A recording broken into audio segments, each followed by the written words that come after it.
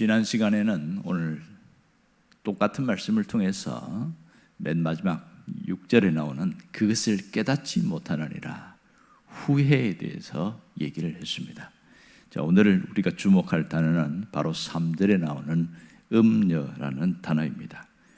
이 음녀라는 단어는 일반적으로는 두 가지로 해석되는데요. 하나는 아무 남자나 헤프게 사랑을 하는 정조관념이 없는 그렇게 살아가는 사람을 말하고 있는데요. 옛 성경에 보면 가난한 여성들을 그렇게 표현을 했습니다. 또 두 번째는 직업적인 여성을 말합니다. 돈을 받고 일을 하는 여성을 그렇게 표현하고 있습니다. 자, 이 부분은 지난번에 살펴보았고요. 오늘은 또 하나의 개념이 뭐냐면 음녀는 미혹의 영을 말합니다. 지혜자를 미혹해서 하나님을 경외하는 사람을 멸망에 빠뜨리게 하는 사악한 사탄을 음녀로 표시하고 있습니다. 이것은 요한계시록에 보면 아주 잘 나와 있습니다. 요한계시록 특별히 17장에 보면 이 음녀에 대해서 다양한 방법으로 또 모습으로 보여주고 있는데요. 계시록에 보면 큰 음녀가 네 가지 모습으로 나타나고 있습니다. 하나는 많은 물 위에 앉은 큰 음녀가 있다 이런 얘기하고, 또 하나는 붉은 빛 짐승을 탄 큰 음녀가 있고, 세 번째는 큰 바벨론 땅의 음녀다 이렇게 표현했고요. 또 네 번째는 성도들과 예수의 증인들의 피에 취한 음녀 이렇게 나옵니다. 그러니까 여기에서 나온 음녀는 사탄의 미혹을 받아서 배교한 사람들, 배도한 교리를 가지고 변절한 자를 음녀로 표현하고 있고요. 또 하나는 어둠의 영, 이 사탄 자체를 음녀로 그렇게 표현하고 있습니다. 오늘 이 부분을 주목하려고 합니다. 자, 이 음녀, 미혹의 영에 사로잡히면 어떻게 되는가 하는 부분입니다. 먼저 불행의 늪에 빠져서 헤어나오지 못하고 나도 불행해지고 옆에 있는 가까이 있는 사람조차 불행하게 만듭니다. 인생을 완전히 망가지게 하는 것이 특징이죠. 자, 여기에서 본문에 보면 음녀의 특성의 결말이 어떠한가 하는 부분은 잘 나오고 있습니다. 특성과 결말이 나오는데, 먼저 3절에 보면 음녀의 입술은 꿀을 떨어뜨린다 이렇게 말했습니다. 이 말은 품행이 좋지 못한 여성만을 얘기하는 게 아닙니다. 확장된 의미로 보면 우리 신앙을 무너뜨리기 위한 사탄이 우리를 미혹해서 판단력을 흐리게 하는 것을 말합니다. 무엇으로 판단력을 흐리게 하냐면 그 도구가 요한 1서 2장 16절에 나오는데 육신의 정욕, 안목의 정욕, 이생의 자랑이라는 도구로 사용합니다. 그래서 하나님 말씀에 이탈된 삶을 살도록 수단과 방법을 가리지 않습니다. 또 그 밑에 보면 그 입은 기름보다 미끄럽다 이렇게 말하고 있습니다. 이 말은 말을 너무 잘한다는 거예요. 목에 기름을 바른 것처럼 말을 청산유수로 하는데 따라갈 자가 없다는 거예요. 이렇게 한다는 것이. 두 번째 특징은 굉장한 고통을 준다는 겁니다. 음녀에게 사로잡히면 그렇게 고통을 하는데, 바로 4절에 보면 이렇게 나옵니다. 나중은 쑥 같고 눈알 가진 칼같이 날카로우며.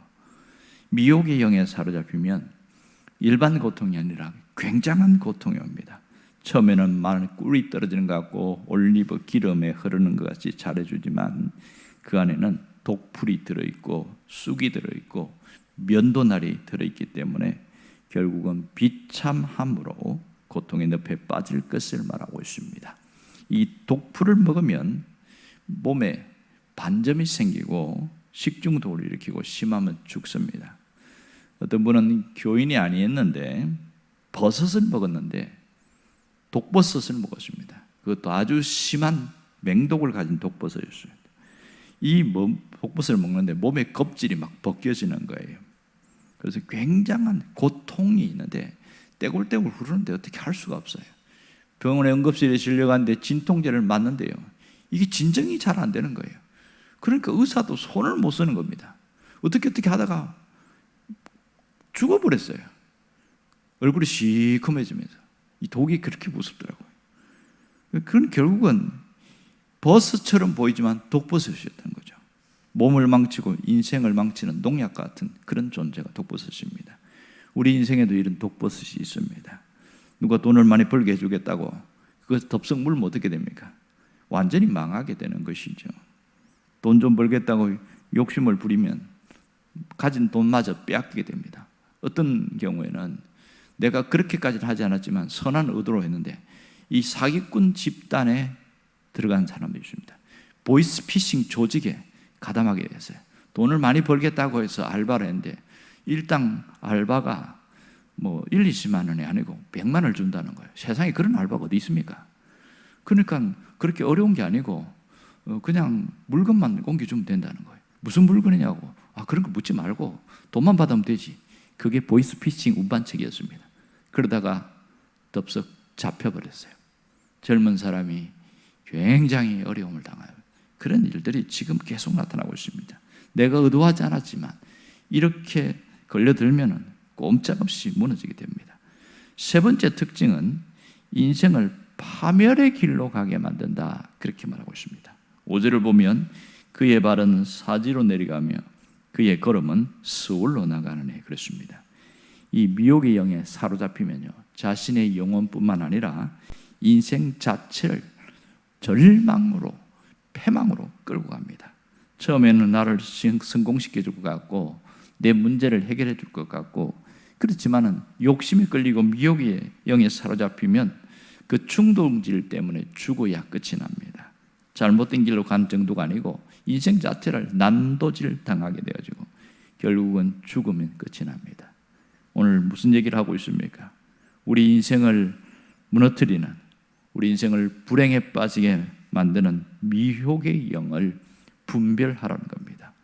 미혹의 영이 두 뿔이 있는 사탄, 귀신으로 나타나지 않고 사람의 모양으로 나타난다는 겁니다. 특별히 하나님의 사람들은 하나님을 아는 지혜, 하나님이 내게 주신 지혜를 통해서 미혹의 유혹을 분별하고 벗어나는, 피하는 자가 되어야 된다, 그 얘기를 하고 있습니다. 이 미혹의 영을 이기는 비결은 하나님의 말씀밖에 없습니다. 말씀으로 분별하고 내 주변에 있는 장애물을 제거하라, 이게 오늘 말씀의 핵심입니다. 신앙생활에서 문제가 되는 장애물이 무엇이 있을까요?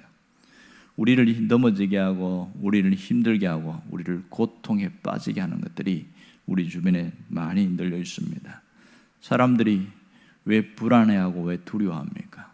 왜 초조함과 걱정과 근심이 많을까요? 그 답은 바깥에 있지 않고 우리 안에 있는 것을 알 수 있습니다. 누가 봐도 저 사람은 아무 근심 걱정 없이 잘 살 것 같다, 그렇게 사람들이 부러워하는데 정작 그 속에 들어가 보면 심각한 고민과 근심이 꽉 차 있는 걸 삽니다. 꽉 차 있어요. 이 장애물이 뭔지 아세요? 우리를 불안과 두려움과 근심에 빠지게 만드는 장애물, 그 뿌리 깊이 내려가면 어디에 있냐면 바로 내 안에 있는 욕망이 그렇게 만든다는 겁니다. 내 안에 있는 욕망이 처음에는 모든 것을 다 해줄 것 같고 모든 것을 이룰 것 같고 성공할 것 같이 만들지만 그것이 하나님의 말씀을 벗어난 욕망은 우리를 무너뜨린다는 겁니다. 사탄은 우리를 무너뜨리기 위해서 우리 안에 있는 욕망을 건드린다는 겁니다. 에덴 동산을 봐도 그랬습니다. 아무 문제 없었거든요. 아담과 하와가 사는데 아주 즐겁고 기쁘고 행복하게 살았는데 사탄이 아담이 아니라 하와에게 와서 욕망을 건드렸습니다. 불을 질렀어요. 하나님이 진짜 먹지 말라고 하더냐? 진짜인데, 그러니까 아니야 하고 정면 도전합니다. 이거 먹으면 너희들이 하나님처럼 그렇게 되니까, 하나님처럼 눈이 밝아지니까 못 먹게 하는 거야. 욕망을 불을 질러버렸습니다. 그랬더니 정말 그런가 하고 이렇게 흔들려 버린 것이죠. 사실은 축 잃어버릴 이유가 없는데 욕망에 불을 지르니까 하와가 그걸 먹고 아담에게도 주어서 결국은 에덴 동산에서 쫓겨나는 그런 비극이 있었습니다. 거기서 끝나는 것이 아니라 자식을 낳았는데 형이 동생을 죽이는 살인이 또 일어납니다. 욕망에 사로잡히면 인생은 나의 비극으로 끝나지 않습니다. 다른 사람까지 비참하게 만드는 겁니다. 왜요? 욕망은 불과 같은 존재입니다. 이 불이라는 것이 굉장히 소중하지만 아궁이 안에 있을 때, 화로 안에 있을 때에 굉장히 유익하지, 그것이 밖으로 나오게 되어지면 다 살라버립니다. 지난번에 산불 났을 때 봐요. 어마어마하게 다 타버리잖아요. 이게 불이라는 게 이렇게 무섭습니다. 욕망은 불과 같은 존재입니다. 이 사탄은 그걸 알기 때문에 우리 안에 있는 욕망에 불을 지르기 시작합니다. 어떤 분은 또 욕망을 야생마와 같다 이렇게 이야기합니다. 여러분, 야생마는 길들이지 않으면 지 마음대로 날뛰어버립니다. 철저하게 길들여지면 명마가 되지만 내버려두면 아주 못되게 돌아다닙니다. 우리 안에 있는 욕망이 그렇다는 거예요. 내가 길들일 때, 말씀으로 길들이면 아주 소중한 존재로, 오히려 세상적 욕망이 거룩한 욕망으로 불타서 의미 있고 가치 있는 삶을 살게 된다는 거예요. 이게 길들여진 명마 같은 존재다 이렇게 말합니다. 신앙생활의 장애물이 되는 욕망의 정체를 알아야 됩니다. 우리를 힘들게 하고 우리를 고통으로 이끌어가는 욕망의 정체가 뭘까요? 이걸 잘 다루면 명마처럼 될 수 있는 그 욕망의 정체는 바로 사도 요한일서 2장 16절에 세 가지다 이렇게 이야기합니다. 육신의 정욕, 안목의 정욕, 이생의 자랑이 우리 내면에 있는 욕망이라고 말하고 있습니다. 이 육신의 정욕은 우리가 마음에 원하는 것을 하기를 원하고 육체가 원하는 것을 추구해 나갑니다. 그래서 욕심 추구가 핵심인 것을 알 수 있습니다. 이 반대가 뭐냐면 말씀으로 돌아가는 삶입니다. 육신의 정욕은 말씀 앞에는 맥을 못 줍니다.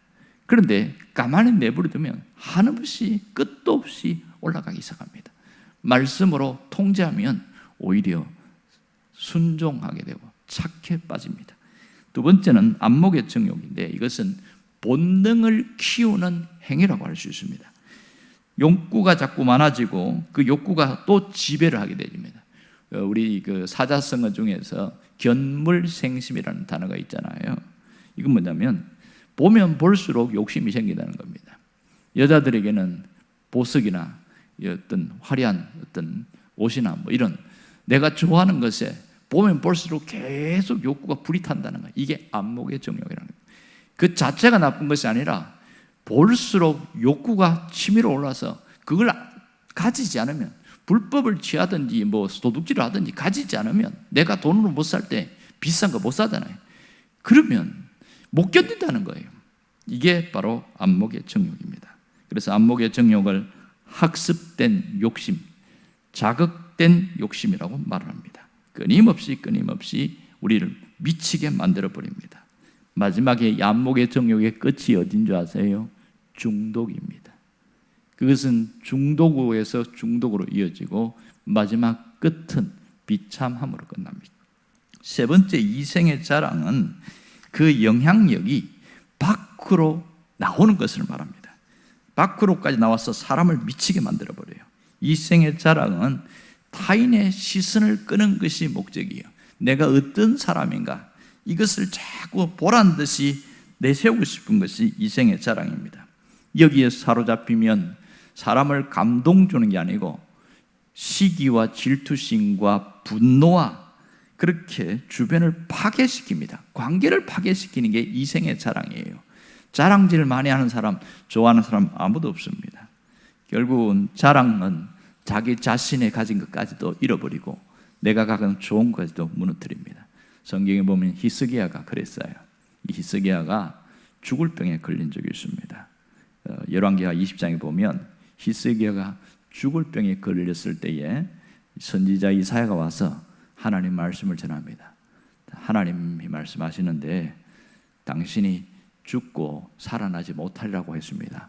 이제 집에 있는 거 정리하십시오. 이렇게 이야기했어요. 그런데 이때 히스기야가 너무 억울한 거예요. 젊은 나이에 죽으려고 그러니까 죽기 살기로 매달리는데 면벽 기도를 합니다. 벽을 향하여 하나님 앞에 통곡하면서 내가 그동안 하나님을 위해서 한 것을 기억해달라고, 나를 한번 살려달라고, 그렇게 해서 기적적으로 살아나기 시작합니다. 살아났을 때에 이 히스기야가 후속 처리를 잘못했어요. 이생의 자랑이 발동하기 시작한 겁니다. 이게 문제였던 거예요. 하나님의 모든 것이 은혜입니다, 이렇게 해야 되는데, 이 히스기야가 죽다가 살아난 이야기를 바빌론이 듣고 특사를 보낸 거예요. 편지와 축하 편지와 함께 보물을 가지고 주면서 당신이 이렇게 살아난 것이 대단한 거라고.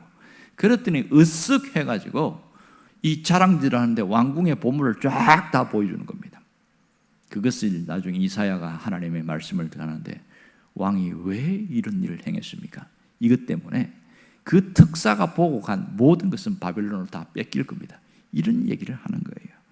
결국은 이 모든 게 하나님의 은혜입니다, 이러면 끝나잖아요. 그런데 내가 말이야 이러면서 이제 자기가 특별한 사람이라서 살아났다고 그러면서 자랑질을 하다가 완전히 나라가 어려움을 당합니다. 히스기야 이후에 나라가 확 기울어지는 것을 보게 되어집니다. 여러분, 육신의 정욕과 안목의 정욕과 이생의 자랑은 우리가 죽을 때까지 싸워야 하는 도구이기도 합니다. 하지만 우리가 잘 길들이면 오히려 이런 것들이 선한 모습으로 완전히 달라지게 되어집니다. 여러분, 그런데 내버려두면 어떻게 되는지 아세요? 이게 중독으로 빠집니다.